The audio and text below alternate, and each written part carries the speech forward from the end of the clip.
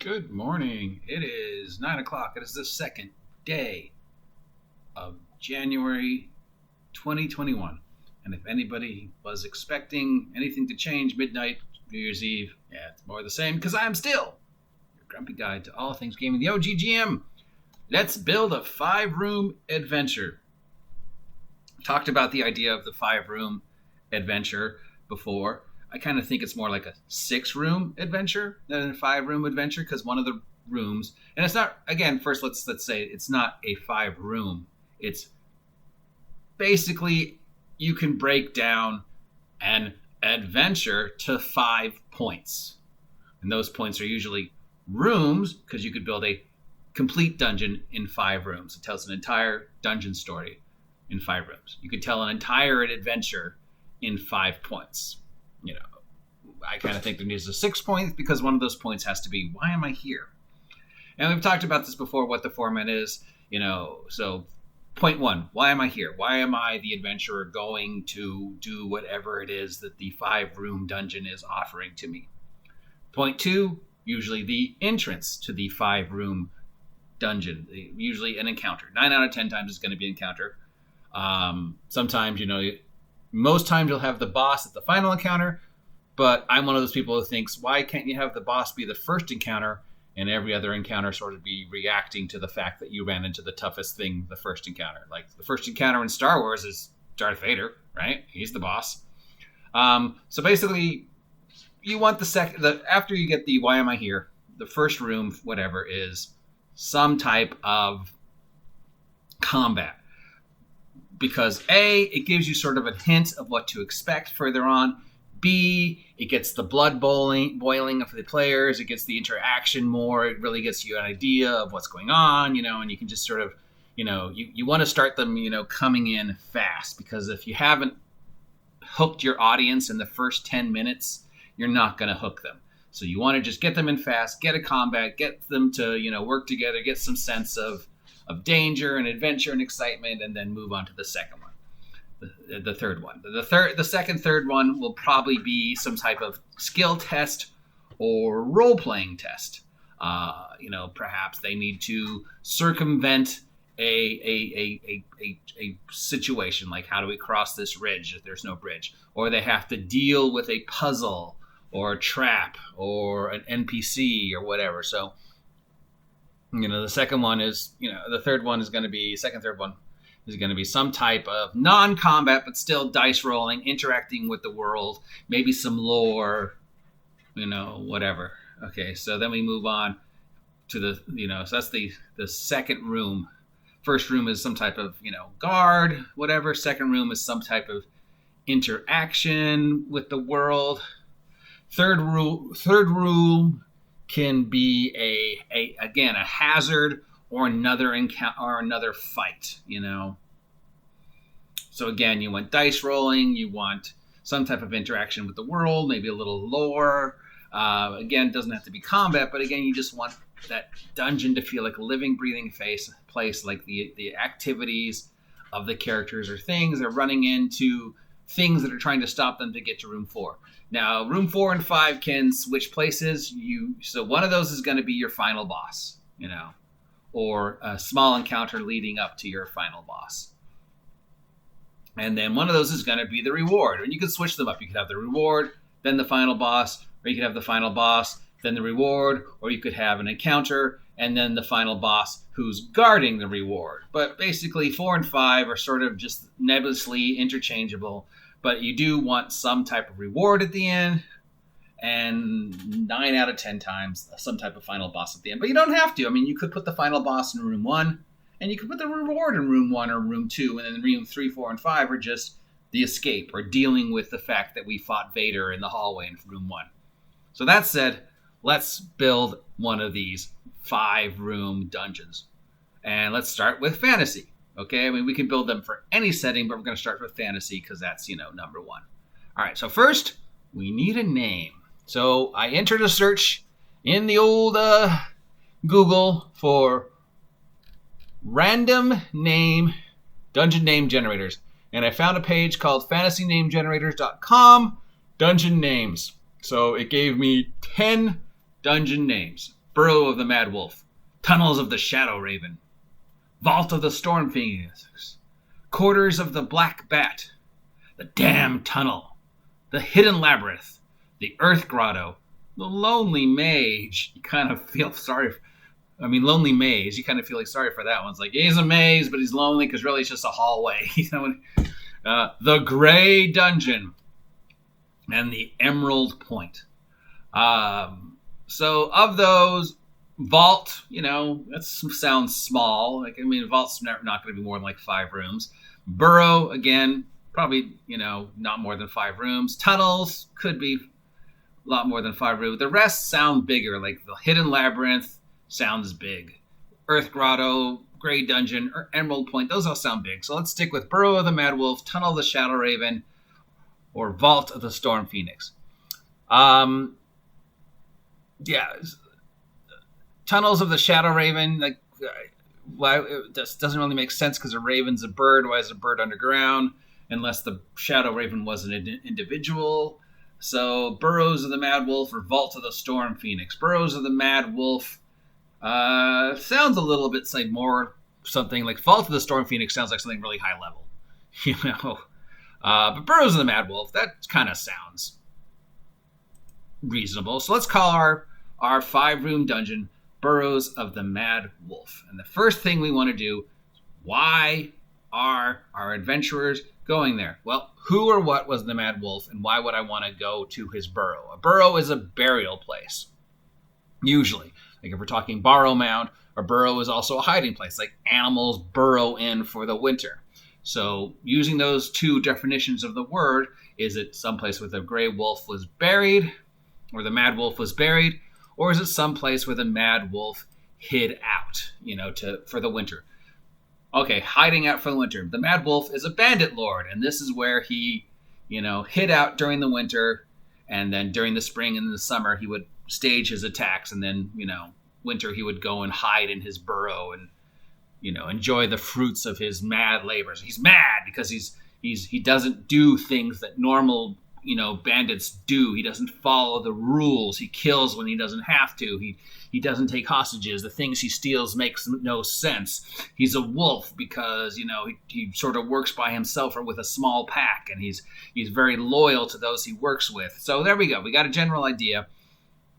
And the player characters are obviously, hey, we know this guy digs in for the winter. This is a perfect chance to get him.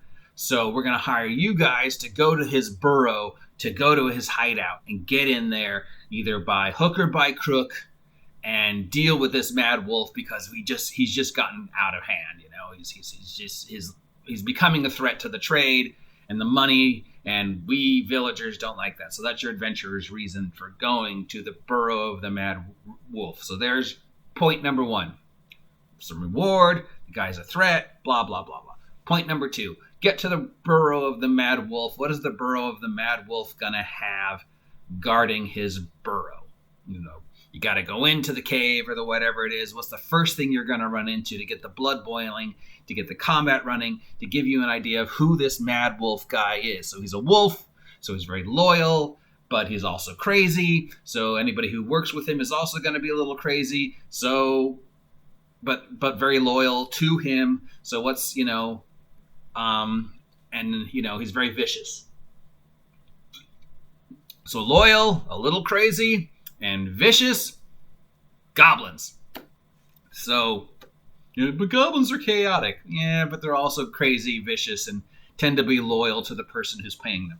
So let's say you run into a couple goblins in the first room. Enough to make it a threat, but not enough to really just take the party out. All right, so that's room number 1. We have our guards. Room number 2, we want some type of either, lore or a hazard. So let's give a little lore. So let's say room number 2 is where he's got his stuff stored, and he's got his trophies. So the Mad Wolf has kept his trophies in room number 2. And through room number 2 and the trophies in the room, we get a general story, but not wasting too much time, of what drove the Mad Wolf insane, why he does the thing he does, why his attacks are becoming more crazy, more chaotic.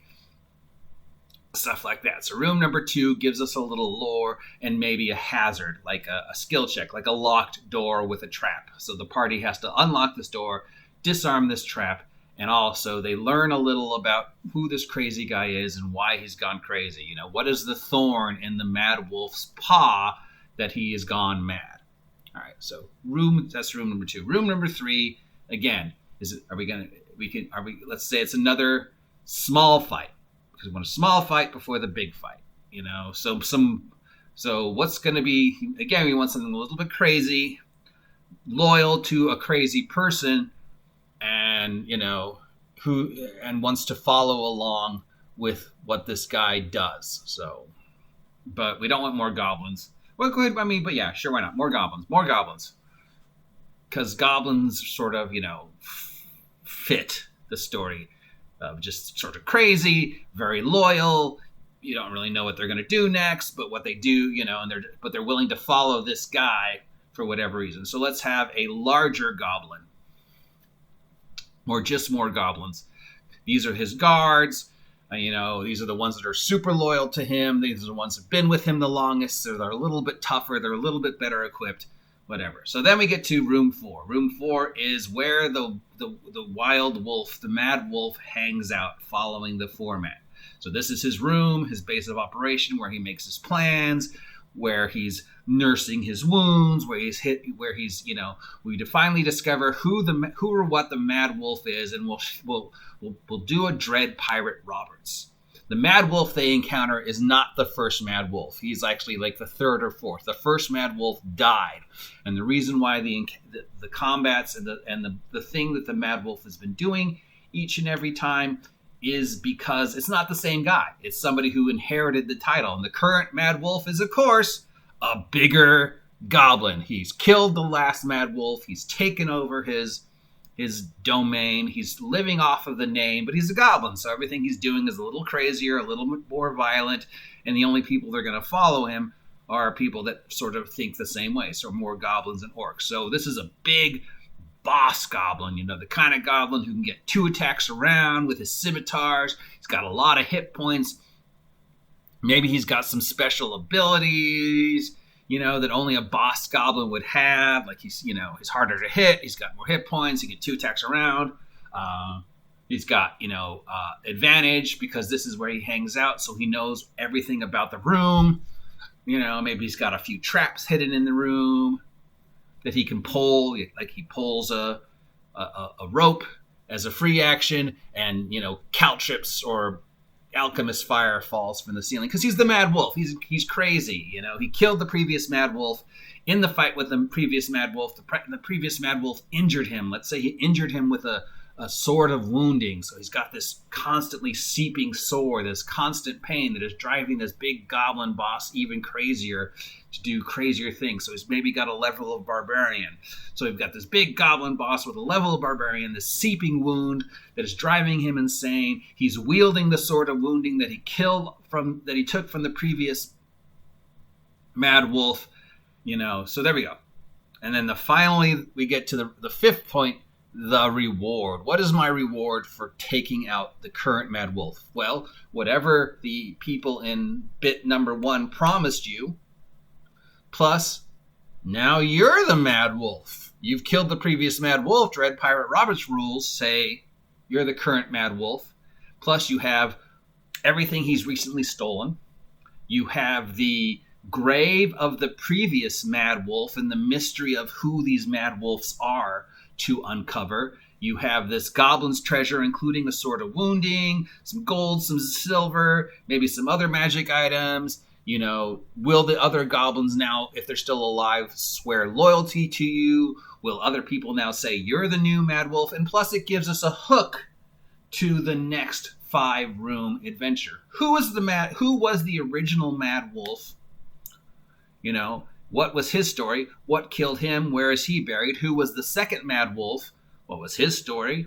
Where is he buried? Who was the 3rd mad wolf that this goblin killed? How did the goblin beat a guy armed with a sword of wounding for the goblin to take the title of the mad wolf? So there you have us building a 5-room, 6-room, 5-room dungeon. We have our hook Got to stop this mad wolf. He's just getting crazier every year. We've got encounter number 1, our entrance. We've got goblins. We've got number 2, which is some lore and a skill test.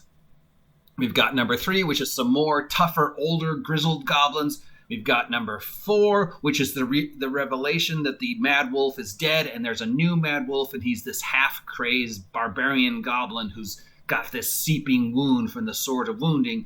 Then we've got the reward and the hook to the next adventure. All the treasure, plus the body of the previous mad wolf, the sword of wounding, and the story to continue going. Who are these mad wolves? Where did they come from? So there we go.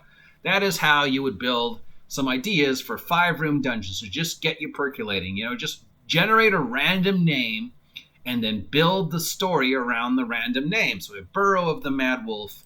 We have our story. There's our 5-room dungeon fantasy. And we will try this again with another genre to see if it works. So there you go. I hope you appreciate it. If you do, consider subscribing to the OGGM Adventures if you haven't subscribed yet. Help me hit 500 subs by August 4th. And I will talk to you later. Support me, Munster! I need a sponsor, and I will sell out.